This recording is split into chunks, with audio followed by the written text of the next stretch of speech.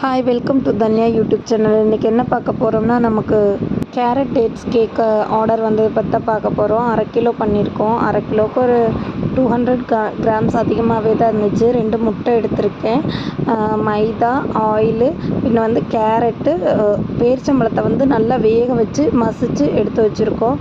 அதிலே வந்து முந்திரி, அப்புறம் வந்து நான் வந்து எக்ஸ்ட்ரா இவங்களுக்கு வந்து செர்ரி போட்டு கொடுத்துருக்கேன். ஆனால் வந்து கேரட் டேட்ஸ் கேக்கில் செர்ரி தேவை கிடையாது.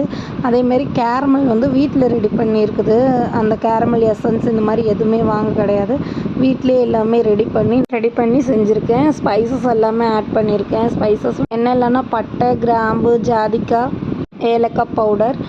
இந்த கேக் ரொம்பவுமே நல்லா இருந்துச்சா. இது வந்து நைட்டு ரெடி பண்ணி காலையில் அவங்களுக்கு கொடுத்துட்டேன். அவங்க சாப்பிட்டு பார்த்துட்டு எங்கிட்ட சொன்னாங்க ரொம்பவுமே நல்லா இருந்துச்சுன்னு சொல்லிட்டு. நார்மலாக ப்ளம் கேக்கை விட இது ரொம்ப டேஸ்ட்டாகவும் இருக்கும். இது ரொம்ப ஹெல்த்தியும் வேறு. ஏன்னா நம்ம கேரட்டு, டேட்ஸ் மட்டும் தான் அப்புறம் கேஷ்யூ நட்டும் போடுறோம். இது வந்து ரொம்பவுமே டேஸ்ட்டாக இருக்கும். ப்ளம் கேக்கை விட இது கொஞ்சம் அஃபரபிள் ப்ரைஸில் வாங்கிக்கலாம்.